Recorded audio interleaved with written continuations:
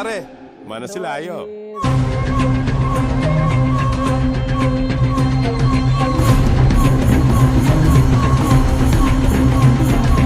On ಆಗಬೇಕು. ಈ light ನಿಮ್ಗೆ ಕಾಣಿಸ್ಬೇಕು. ಈ ಗಾಡಿ ಇಗ್ನಿಷನ್ ಆನ್ ಮಾಡಿದಾಗ ಅವಾಗ ಮಾತ್ರ ನಿಮ್ದು ಗಾಡಿ ಸ್ಟಾರ್ಟ್ ಆಗುತ್ತೆ. ಸುಮ್ಮನೆ ಸೆಲ್ಫ್ ಹೊಡಿಬೇಕು, ಎಕ್ಸಿಲೇಟರ್ ಕೊಡೋದು ಬೇಡ. ಓಕೆ, ಗಾಡಿ ಸ್ಟಾರ್ಟ್ ಆದ್ಮೇಲೆ ಆ ಲೈಟ್ ಆಫ್ ಆಗುತ್ತೆ. ಇನ್ ಕೇಸ್ ರನ್ನಿಂಗ್ ಅಲ್ಲಿ ಇದ್ದಾಗ ಏನಾದ್ರು ಲೈಟ್ ಬಂದ್ರೆ ಹತ್ರ ಯಾವ್ದಾದ್ರು ಶೋರೂಮ್ ಇದ್ರೆ ತಗೊಂಡೋಗಿ ತೋರಿಸಿ, ಇಲ್ಲ ನಮ್ಮ ಹತ್ರ ತಗೊಂಡ್ಬಂದ್ರೆ ಸಣ್ಣ ಪುಟ್ಟ ಎರರ್ಗಳು ಇರ್ತವೆ, ಅದನ್ನ ನಾವು ರೆಕ್ಟಿಫೈ ಮಾಡ್ಕೊಡ್ತೀವಿ. ರೀಸನ್ ಏನು ಅಂತಂದ್ರೆ ಹೊರಗಡೆ ಲೋಕಲ್ ಮೆಕ್ಯಾನಿಕ್ ಲೋಕಲ್ ವರ್ಕ್ಶಾಪ್ ತೋರಿಸಬಾರದು ಗಾಡಿ. ಏನಕ್ಕೆ ಅಂತಂದ್ರೆ ಕಂಪನಿಯಿಂದ ಗಾಡಿಗೆ 5 ವರ್ಷ ಅಥವಾ 75,000 ಕಿಲೋಮೀಟರ್ ವರೆಗೂ ವಾರಂಟಿ ಬರುತ್ತೆ. ಸೊ ಹಾಗಾಗಿ ಪ್ರತಿಯೊಂದು ನಿಮ್ಗೆ ಕಂಪನಿಯಿಂದ ಕ್ಲೇಮ್ ಸಿಗುತ್ತೆ. ಸೊ ದಯವಿಟ್ಟು ರಿಕ್ವೆಸ್ಟ್ ಏನು ಅಂತಂದ್ರೆ ಗಾಡಿ ಯಾವುದೇ ಕಾರಣಕ್ಕೂ ಏನೇ ಪ್ರಾಬ್ಲಮ್ ಆಗಲಿ ಶೋರೂಮ್ ತಗೊಂಡೋಗಿ ತೋರಿಸಿ, ಇಲ್ಲ ಶೋರೂಮ್ ನಮ್ಮ ಹತ್ರ ತಗೊಂಡ್ಬನ್ನಿ, ರೆಡಿ ಏನೋ ಪ್ರಾಬ್ಲಮ್ ಅಂದ್ರೆ ಮಾಡ್ಕೊಡ್ತೀವಿ. ಪ್ರಾಬ್ಲಮ್ ಅಂತಲ್ಲ, ಏನೇ ಇಶ್ಯೂಸ್ ಇದ್ರೂ ನಾವು ಮಾಡ್ಕೊಡ್ತೀವಿ ನಿಮಗೆ. ಓಕೆನಾ? ಇಷ್ಟು ಮಾತ್ರ ಫಸ್ಟ್ ಜ್ಞಾಪಕದಲ್ಲಿ ಇಟ್ಕೊಳ್ಳಿ.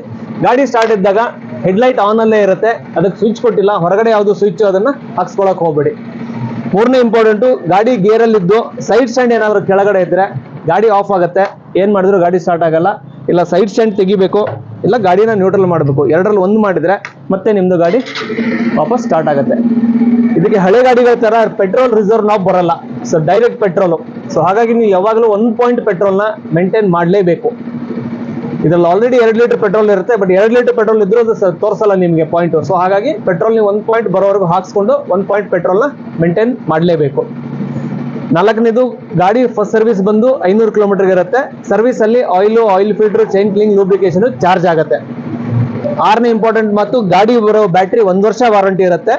1 ವರ್ಷದಲ್ಲಿ ಬ್ಯಾಟ್ರಿಗೆ ಏನಾದ್ರು ಪ್ರಾಬ್ಲಮ್ ಆದ್ರೆ ನಿಮಗೆ ರೀಪ್ಲೇಸ್ಮೆಂಟೇ ಸಿಗುತ್ತೆ ಫುಲ್. 7ನೇ ಇಂಪಾರ್ಟೆಂಟ್ ಮಾತು, ಗಾಡಿಗೆ ಬರೋ ಇನ್ಶೂರೆನ್ಸ್ 5 ವರ್ಷ ಇರುತ್ತೆ, 1+4 ಇರುತ್ತೆ. ಸೊ ಮೊದಲೇ ವರ್ಷ ಫಸ್ಟ್ ಪಾರ್ಟಿ ಇರುತ್ತೆ, ಮಿಕ್ಕಿರೋದು 4 ವರ್ಷ ಥರ್ಡ್ ಪಾರ್ಟಿ ಇರುತ್ತೆ. ಫಸ್ಟ್ ಪಾರ್ಟಿ ಪ್ರತಿ ವರ್ಷ ರಿನ್ಯೂವಲ್ ಮಾಡಿಸ್ಕೋಬೇಕು. ಸರ್, ಇದು ಗಾಡಿ ಬಗ್ಗೆ ಇರೋ ಇನ್ಫಾರ್ಮೇಶನ್. ಓಕೆ, ನಾವು ನಿಮಗೆ ಕಾಂಪ್ಲಿಮೆಂಟರಿ ಆಗಿ 3 ಸರ್ವಿಸ್, ಕಂಪನಿಯಿಂದ 3 ಸರ್ವಿಸ್ ಬಂದಿರುತ್ತೆ, ಫ್ರೀ ಸರ್ವಿಸ್. ನಾವು ನಿಮಗೆ ಕಾಂಪ್ಲಿಮೆಂಟರಿ ಆಗಿ ಅಡಿಷನಲ್ 3 ಸರ್ವಿಸ್ ನಿಮಗೆ ಕೊಡ್ತಾ ಇದೀವಿ. ಓಕೆನಾ?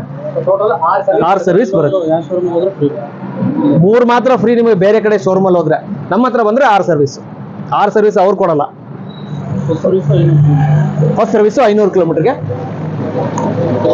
ನಿಮ್ಮ ಅನಿಸಿಕೆ, ನಿಮ್ಮ ಅನುಭವ ನಮ್ಮ ಲಕ್ಷ್ಮೀ ಮೋಟರ್ಸ್ ಶೋರೂಮ್ ಅಲ್ಲಿ ಹೇಗಿತ್ತು ಅನ್ನೋದನ್ನ ಒಂದ್ 2-3 ಮಾತಲ್ಲಿ ಹೇಳಿ ಸರ್. ತಾವರೆಕೆರೆಯಲ್ಲಿರುವಂತಹ ಲಕ್ಷ್ಮೀ ಮೋಟಾರ್ಸ್ ಶೋರೂಮಿನಲ್ಲಿ ನಾವು ಗಾಡಿ ಪರ್ಚೇಸ್ ಮಾಡಬೇಕಂತ ಲಾಸ್ಟ್ ವೀಕಲ್ಲಿ ಬಂದಿದ್ವಿ. ಅವರು ಆನಂದ್ ಸರ್ ಅಂತ ಒಬ್ರು ಒಳ್ಳೆ ಇನ್ಫಾರ್ಮೇಶನ್ ಕೊಟ್ಟರು ಗಾಡಿ ಬಗ್ಗೆ. ಅತ್ಯುತ್ತಮವಾದ ರೆಫರ್ ಮಾಡಿದ್ದಾರೆ, ಅವರಿಗೆ ಇವತ್ತು ಧನ್ಯವಾದಗಳನ್ನು ಹೇಳ್ತಿದ್ದೀನಿ.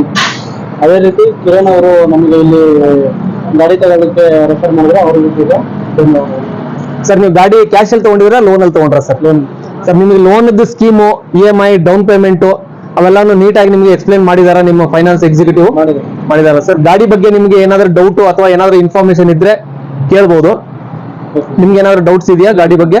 ಓಕೆ ಸರ್, ನಾವು ಇಲ್ಲಿ ಶೋರೂಮ್ ಅಲ್ಲಿ ಮಾಡೋದು ನಿಮ್ಗೆ ಏನಾದ್ರು ಅಡ್ವೈಸ್ ಇದೆಯಾ, ಏನಾದ್ರು ಇಂಪ್ರೂವ್ ಮಾಡಬೇಕಾ ಅಥವಾ ಏನಾದ್ರು ಇನ್ನೇನಾದ್ರು ಬೆಟರ್ ಮಾಡ್ಬೋದಾ, ನಿಮ್ಗೆ ಏನಾದ್ರು ಸಜೆಷನ್ ಇದ್ರೆ ದಯವಿಟ್ಟು ಹೇಳಿ ಸರ್. ಓಕೆ, ಸೊ ಏನಿದೆ sir, all the best, congratulation once again. Thank you very much sir. Happy motoring. Petrol ಕಡಿಮೆ ಇರುತ್ತೆ, ದಯವಿಟ್ಟು ಪೆಟ್ರೋಲ್ ಹಾಕ್ಸ್ಕೊಂಡು ಡ್ರೈವ್ ಮಾಡಿ.